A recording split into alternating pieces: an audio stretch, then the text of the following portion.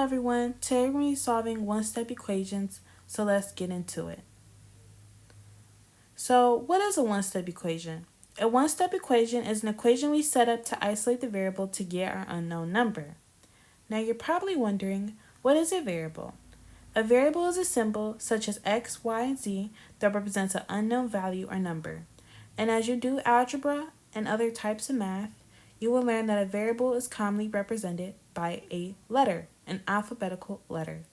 X and Y tends to be the most common, but you can use any letter within the alphabet and that could be a variable. Now you're probably wondering, what are the steps to solving a one-step equation? And I promise you, one-steps are actually quite simple. They live up to their name being a one-step problem.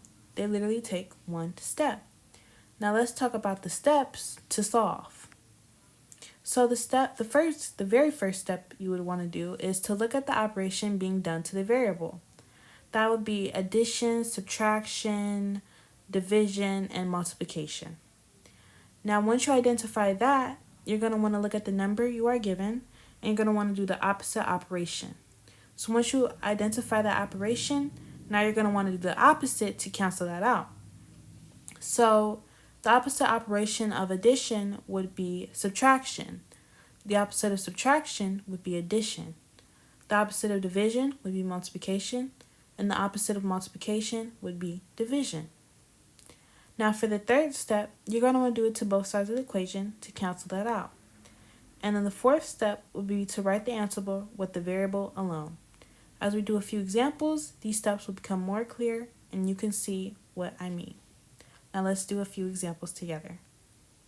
So example number 1, I have x plus 5 equals 10. The first step I'm going to do is I'm going to look at the operation being done. I see a addition sign, so I know that my operation is addition. Now for my second step, I'm going to want to do the opposite operation. I know the opposite operation of addition would be subtraction. So I'm going to subtract 5 on both sides of the equation. That goes into step 3. Do it on both sides. So once I do that, I'm going to solve. So I know that on my left side, that plus 5 and minus 5 cancels each other out. So now I would have x by myself. Now I know 10 minus 5 is 5. So now I'm going to write this with the variable isolated and equaling the value we are left with. So that would be x equals 5.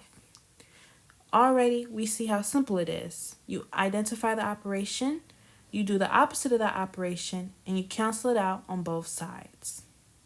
Now moving on to our next problem, I have y minus 7 equals 3. I see I have a subtraction sign, and I know the opposite operation of subtraction is addition.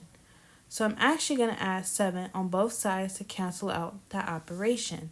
So I'm going to do y plus 7 equals plus 7 on the right side. So now I know that negative 7 and that positive 7 cancels each other out. So I'd have y by itself on the left side. So now I know how to do 7 plus 3. And I know 7 plus 3 would be 10. So now I'm going to write this out with the variable being isolated, and that's essentially my answer.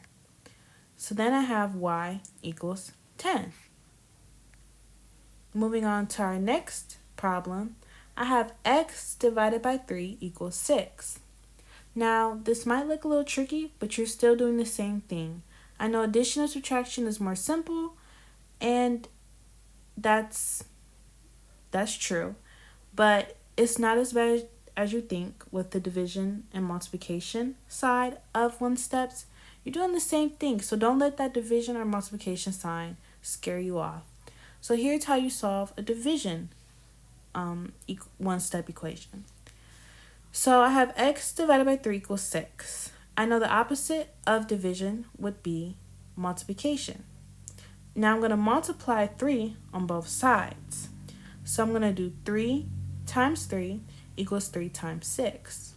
I know on my left side that 3 is going to cancel each other out because I did the opposite operation. So now I only have to worry about the right side. So I know 6 times 3 is 18. And I'm going to write that out with my variable isolated. So I have x equals 18, and that's my answer. And even if you want to double check, you could put your solved answer or your solved number into the original equation and solve that way to see if you are correct. 18 divided by 3 does indeed equal 6, so I know that's correct. Now moving on to our fourth problem, I have b times 5 equals 15. Now, I know the opposite of multiplication would be division. So to do that, I'm going to divide 5 on both sides, and I'm going to actually use a fraction form to do that because it's easier on my eyes. So I'm going to do 5 divided by 5 equals 15 divided by 5. Now I know 15 divided by 5 is going to be 3. So I'm going to drop that b, and that's going to be my variable. It's going to be isolated. I'm going to set it equal to what I solved for, 15 divided by 5, which is 3. Now I'm going to write that out, and I have b equals 3. So now I have my fifth problem we are going to do. So I have 40x equals 4,000. Now this one doesn't have multiplication, division, subtraction, or addition signs. So since I have just an equal sign and this equation set up this way, I can automatically assume that I'm going to do division on both sides. These type of problems that are set up like this are actually quite common within algebra, and you will see this as you go further on. So I'm going to do 40x. To get that x by itself, I'm going to divide 40 on both sides. So I have 40x divided by 40, and I'm going to do 4,000 divided by 40. And when I do that, I get this setup. Now I know 4,000 divided by 40x, I know that's going to be 100. And of course you cancel out on the left hand side because that cancels out the same number. You want that x alone, and you have x equals 100. So always assume that when you have a problem set up like this and you do not see a obvious symbol, mathematical symbol, you can assume that when it's set up like this, it is a division problem. And you can divide on both sides to get that variable alone and to solve for your x. And once again, you can plug this into the variable. So I do 40 times 100, and I should get 44,000. So some key ideas is identify the operation. That's the first step. Addition, subtraction, multiplication, or division. And they're going to use the opposite operation to undo it. And here I have provided a chart to show how they are vice versa with each other. Now once you do that, you're going to do the same to both sides of the equation. You're going to isolate the variable to solve, and you're going to check your answers by plugging it back in. So that is all for today. And I hope you guys enjoy, and I see you guys next time. Ari the Math Tutor signing out. Bye!